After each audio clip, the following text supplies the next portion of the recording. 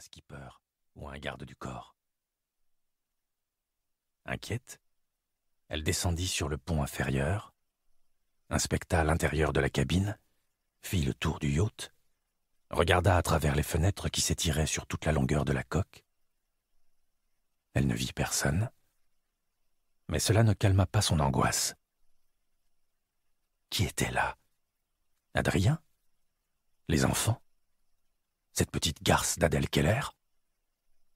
La peur zébra sa peau de décharges glacées. Elle s'arrêta à l'arrière du bateau, entreprit de se raisonner, s'interrogea de nouveau. De qui avait-elle peur soudain? Elle se força à respirer à fond pour desserrer la tenaille qui lui mordait le ventre. Mais l'oxygène lui manquait. L'atmosphère était devenue poisseuse. Un souffle lourd, oppressant, incrusté en elle, collé à ses os. Elle se retourna encore. Oui, quelqu'un l'observait, qui se rapprochait jusqu'à la frôler. Elle se pencha vers la passerelle qui descendait à la plage de bain. Là, elle aperçut un canot pneumatique amarré au bateau, près de la plateforme hydraulique. Cette fois, elle ne put retenir un cri. Elle n'était pas folle, il y avait bien quelqu'un à bord. Les battements de son cœur pulsèrent dans ses tempes. Elle décida de remonter sur le flybridge, mais dans la précipitation loupa une marche de l'échelle d'accès et retomba sur le pont. Lorsqu'elle leva les yeux, une masse sombre masquait le soleil. Une forme humaine se dressait au-dessus d'elle, vêtue d'une combinaison de plongée noire en néoprène. La silhouette était armée d'une baramine de petit calibre ou d'un tisonnier. Bien qu'elle soit coiffée d'une cagoule, on apercevait une bonne partie de son visage. En reconnaissant les traits de son agresseur, Oriana fut saisie d'effroi et comprit que toute lutte était vaine. Le premier coup l'atteignit à la tête. Le deuxième s'abattit sur son cou, sans lui laisser le temps de crier. Elle perdit connaissance, tandis qu'une giclée de sang se répandait sur le pont.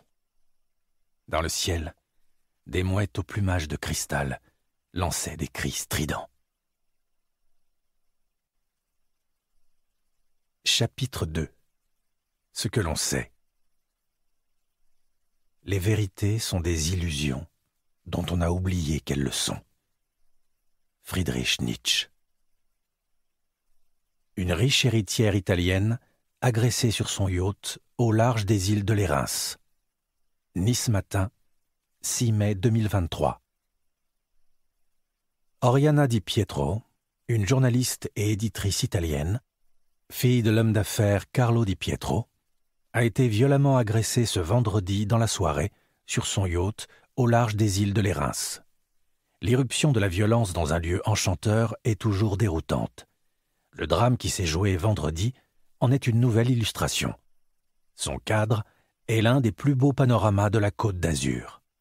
Les eaux cristallines qui séparent l'île Sainte-Marguerite de sa voisine, Saint-Honorat. Une célèbre journaliste et éditrice italienne. C'est là que dérivait le Luna Blue, un yacht de 15 mètres appartenant à la famille Di Pietro.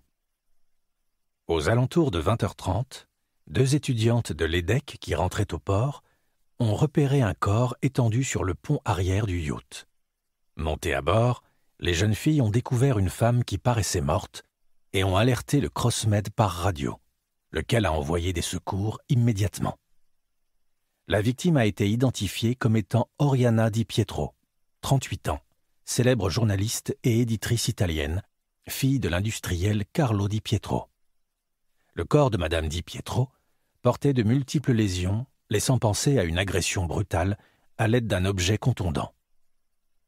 Inconsciente et grièvement blessée, la victime a été évacuée vers le centre hospitalier Simone Veil. Une scène d'une grande sauvagerie. Fanny Angeli, l'une des étudiantes qui ont découvert le corps et donné l'alerte, décrit une scène d'une grande sauvagerie. Il y avait des traces de sang partout sur le pont, confie-t-elle. N'oubliez pas d'appuyer sur le bouton j'aime de vous abonner à la chaîne et d'activer la cloche de notification pour découvrir les prochaines vidéos. N'hésitez pas non plus à laisser un commentaire si vous souhaitez partager votre avis. À bientôt!